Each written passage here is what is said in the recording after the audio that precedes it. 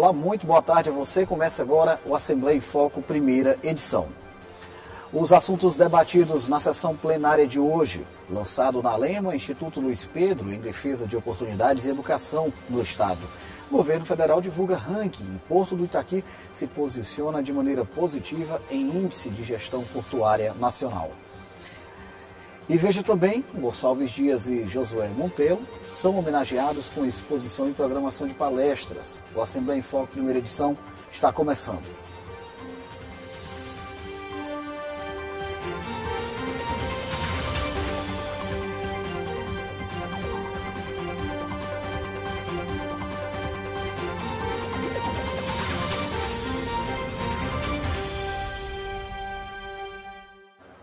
Deputados encerraram agora há pouco a última sessão plenária da semana na Assembleia Legislativa. Nós vamos agora ao vivo ao plenário falar com o repórter Joelson Braga, que tem as informações. Muito boa tarde, Joelson. Olá, Ronald. Boa tarde a você, boa tarde a todos que nos assistem. A sessão terminou ainda há pouco e foi bastante movimentada com vários pronunciamentos. Destaco aqui alguns deles. Por exemplo, o deputado Rafael tratou das políticas públicas para o setor do turismo, e em especial agora a possibilidade da cidade de Barreirinhas, o Parque dos Lençóis, virarem patrimônio natural da humanidade.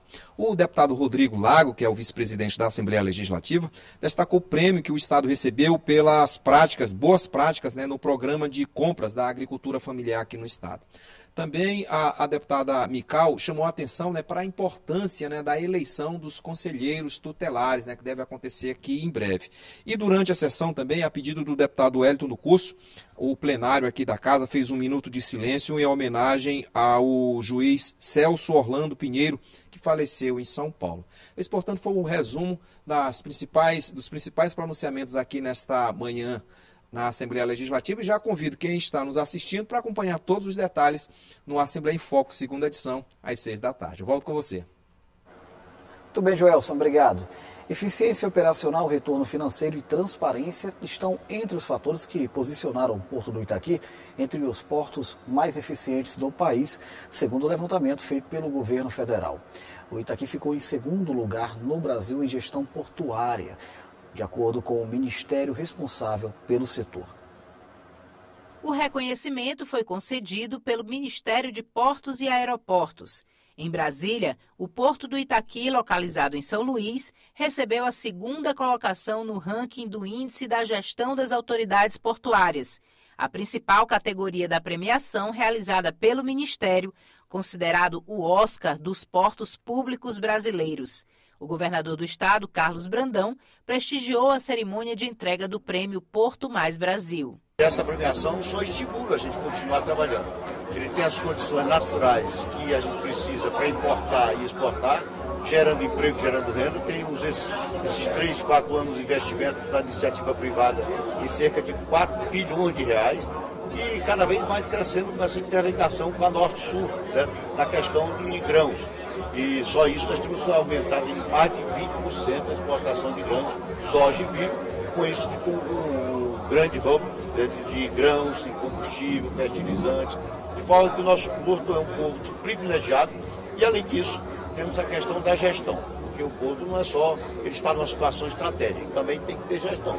Esse prêmio aqui nos deixa assim, muito felizes, porque é o reconhecimento com a gestão exitosa. O ranking leva em consideração pontos como retorno financeiro, eficiência operacional, manutenção das vias aquaviárias, transparência e conformidade com as normas da ANTAQ, Agência Nacional de Transportes Aquaviários. Segundo o presidente da EMAP, a segunda posição é uma amostra da eficácia e trabalho positivo que está sendo realizado. Esse prêmio estimula a boa gestão.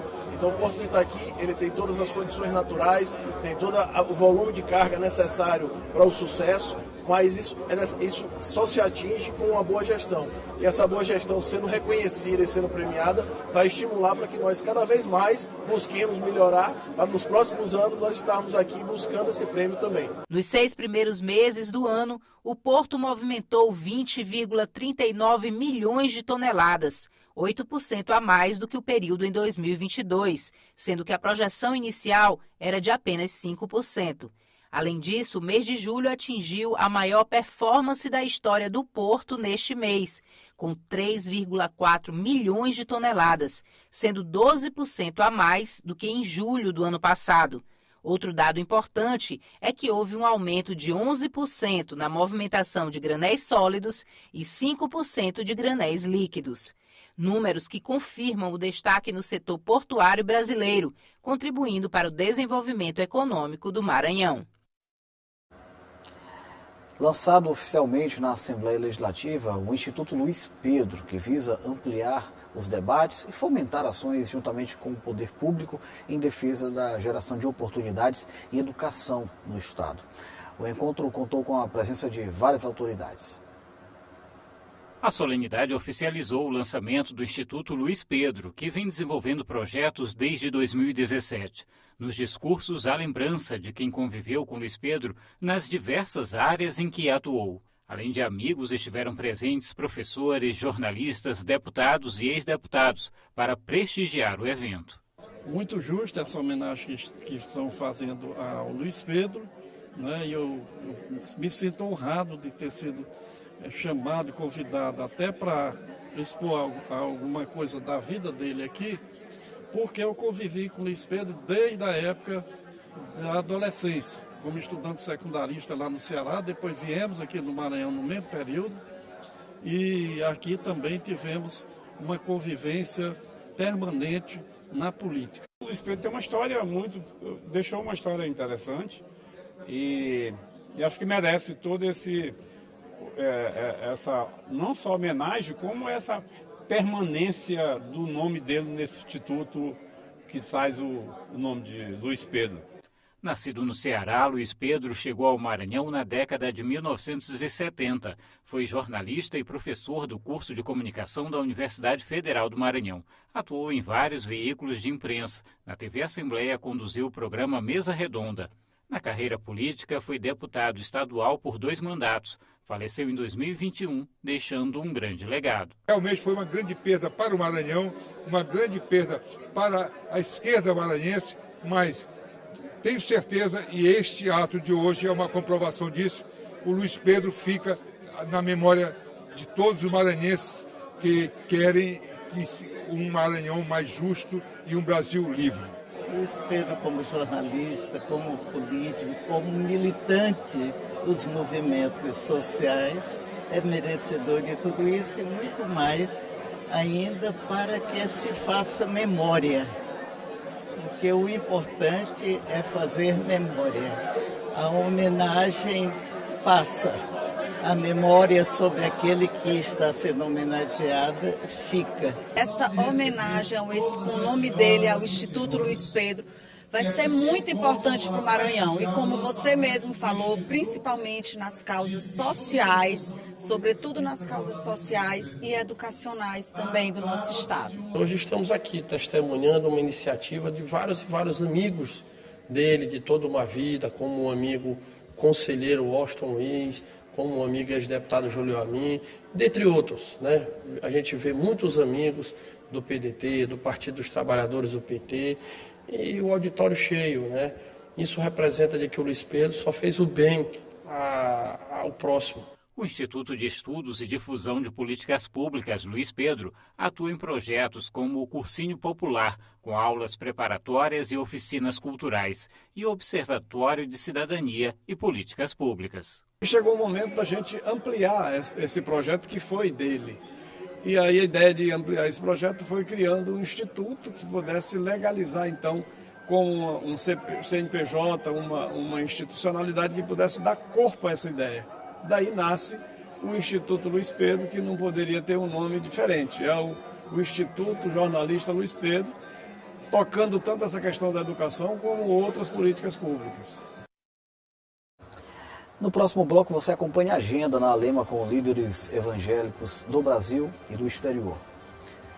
Você vai ver ainda que o Parlamento Maranhense sediou um seminário que discutiu política preventiva e controle sobre a aplicação de recursos. A gente volta já.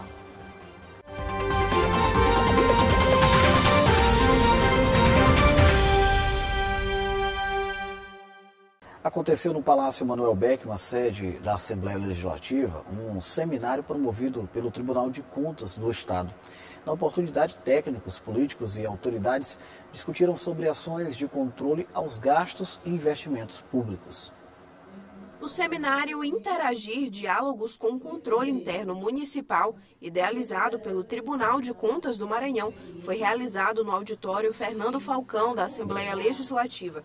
O evento contou com a presença da presidente da Alema, Iracema Vale, do presidente do TCE, Marcelo Tavares, assim como deputados e autoridades municipais e estaduais. Eu acho que uma das principais funções do Tribunal de Contas não é só fiscalizar as contas municipais, mas a questão de preparar os municípios, transmitir conhecimentos para os municípios, trocar experiência, né, é muito importante. O objetivo principal é mostrar a importância do fortalecimento do controle interno em cada município.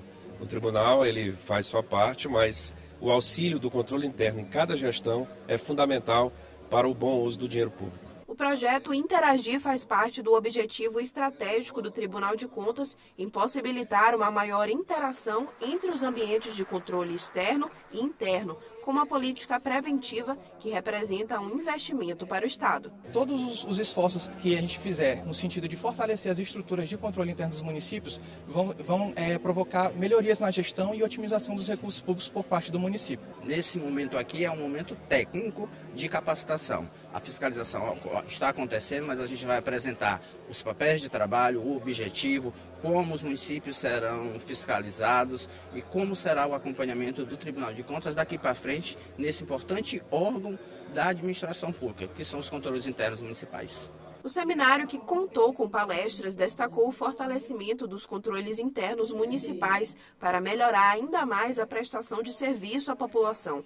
Para os deputados que atuam diretamente nos municípios maranhenses, o diálogo foi positivo. É uma iniciativa de grande importância para o Estado do Maranhão, visto que incentiva os municípios, portanto as prefeituras, a um novo momento na história do Brasil, que é exatamente essa questão da controladoria, do controle interno e também feito o controle externo pelo Tribunal de Contas do Estado. O Tribunal de Contas ele é um órgão auxiliar do Parlamento, é um órgão de controle, é um órgão fiscalizador. E interagir com a sociedade, com quem pratica o controle externo, com certeza só vai enriquecer conhecimento para prestar bons serviços e otimizar os recursos públicos. Hora de falar com a Ananda Fontinelli sobre a previsão do tempo para as próximas horas no Maranhão. Ananda, muito boa tarde a você.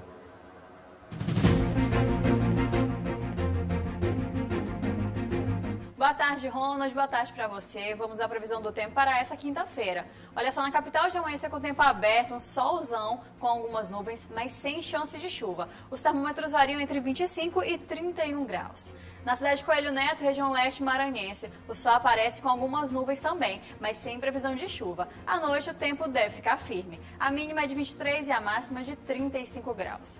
Já na cidade de Bacuri, o tempo deve ficar nublado nesta quinta-feira e não tem possibilidade de chuva na região. Os termômetros variam entre 24 e 36 graus. É isso, Ronald. A gente volta a se encontrar amanhã. Até lá. Até lá, Ananda. Muito obrigado. Líderes evangélicos estiveram na Assembleia Legislativa com a missão de ecoar um trabalho de evangelização feito pelo mundo. A missão internacional tem como objetivo envolver políticos e servidores públicos nesse processo. A gente acompanha agora. O deputado estadual Wellington do Curso recebeu líderes evangélicos do Brasil e de outros países para o lançamento das atividades da congregação Capital Ministries na Alema. A missão internacional atua na evangelização cristã de políticos e servidores públicos em todo o mundo. Já acontece nos Estados Unidos e alguns países da América Latina, já acontece em Brasília com senadores e deputados federais. Iniciamos na Assembleia Legislativa o estudo bíblico. Faremos aí todas as semanas, todas as terças-feiras, logo no início da manhã, o estudo bíblico. E aí trazendo a palavra de Deus também para a Assembleia Legislativa, que nós possamos cada vez mais levar para a população os anseios da população, mas principalmente a vontade de Deus aqui nesta casa. Os pastores destacaram a importância do trabalho de evangelização no meio político. O nosso propósito é levar uma mensagem de amor e esperança para os parlamentares, para os seus assessores, o servidor público de um modo geral. Isso tem acontecido nos Estados Unidos e já em 43 países ao redor do mundo. Estamos trazendo, em 2019 nós viemos para o Brasil, em Brasília, e agora esse ano nós inauguramos terça-feira em São Paulo e agora o segundo estado no Brasil, aqui no Maranhão. Não venimos com uma agenda. Não viemos com uma agenda. Não venimos a imponer nada. Não viemos impor nada. Venimos con los brazos abiertos para todas las tiendas políticas. Viemos com braços abertos para todo o público político. Porque la palabra de Dios es para todos. Porque a palavra de Deus é para todos. If we go back into the Bible, into the book of Acts in chapter 9, se nós voltarmos e lermos o livro de Atos, o capítulo 9, we see that the Apostle Paul actually was sent by God to reach the kings of the earth. você pode observar o apóstolo Paulo sendo enviado para pregar para os reis daquela época. And that's the room that we're standing in here in Brazil, as we're standing before the political leaders who even the Apostle Paul was sent to evangelize. E é isso que nós estamos fazendo. Estamos na casa daqueles que fazem a lei, porque o Paulo foi mandado para eles para evangelizá-los. Após o encontro, o deputado Wellington do Curso falou no plenário sobre a importância do trabalho da Congregação Internacional. De acordo com o deputado Wellington, as atividades de evangelização do Capital Ministries vai acontecer todas as terças-feiras, às 8 horas da manhã, na sala de comissões da Alema. Os deputados Carlos Lula e doutora Viviane também participaram do primeiro encontro. Nós somos corpo, mente e espírito. E nessas horas é muito importante sermos pessoas de fé, realmente ter fé em Deus para que a gente enfrente essas dificuldades e também para que a gente se blinde. Vamos ao intervalo, daqui a pouco a gente volta com os destaques do site da Assembleia Legislativa. Você vai ver ainda, Gonçalves Dias e Josué Montello são homenageados durante programação com palestras e exposições em São Luís. A gente volta já.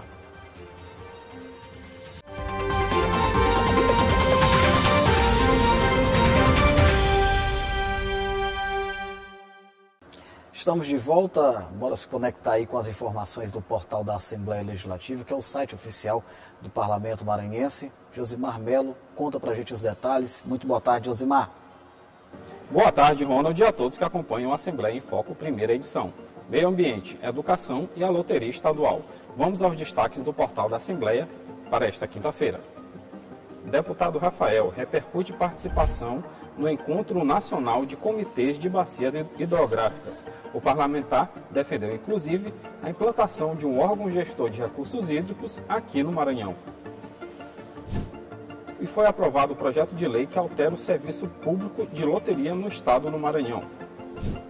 E o deputado Davi Brandão solicitou investimentos para a educação de Bacabal.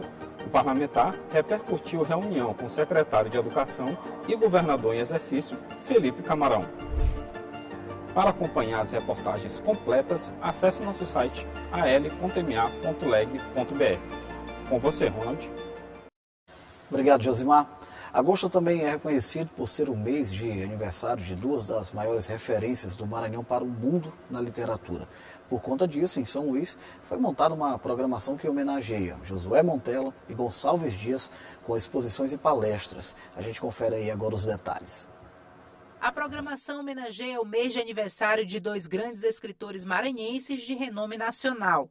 Todo o mês de agosto será voltado a debates, exposição e palestras na Casa Josué Montello, na capital. Com o tema celebrar os 106 anos de nascimento do escritor Josué Montello e o bicentenário do poeta Gonçalves Dias, o momento é de festejar a importância dos autores para a literatura maranhense brasileira. O Josué Montello tem uma importância assim, significativa para o Maranhão, principalmente para a literatura maranhense, né?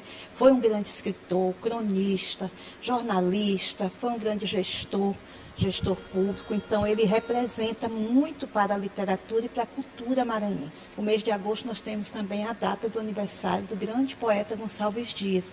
Então nós casamos essas duas datas, o bicentenário de Gonçalves Dias, e que para homenagear os dois escritores a gente montamos uma exposição aqui na Casa de Cultura com o acervo da casa, que tem apontamentos de Josué Montello e de outros escritores sobre Gonçalves Dias. A edição da Semana Monteliana trouxe ciclos de palestras que fomentaram a pesquisa em torno da vida e obra do escritor maranhense.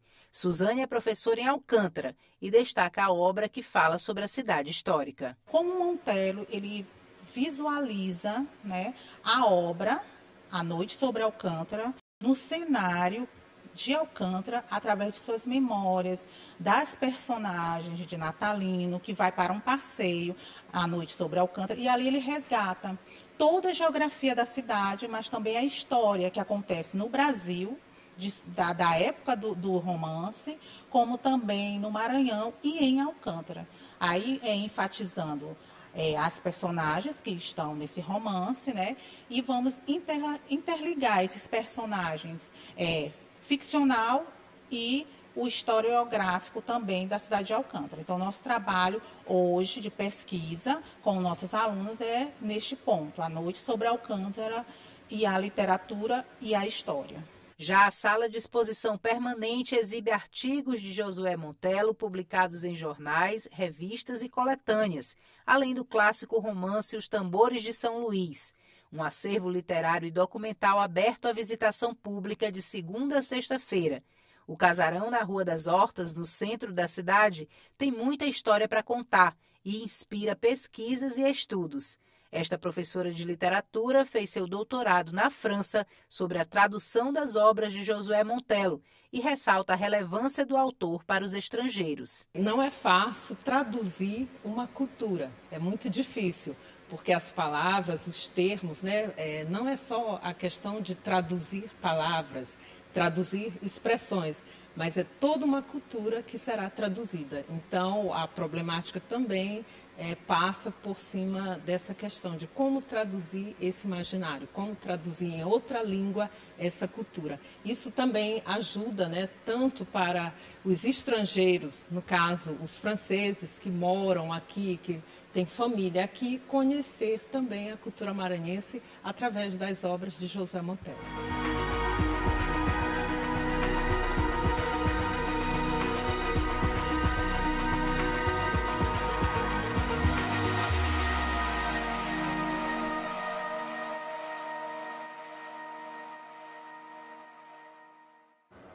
O Assembleia em Foco, primeira edição de hoje, fica por aqui. Reveja as reportagens exibidas na edição de hoje por meio do nosso canal oficial no YouTube, Assembleia Legislativa do Estado do Maranhão. Tenha uma ótima tarde e até amanhã.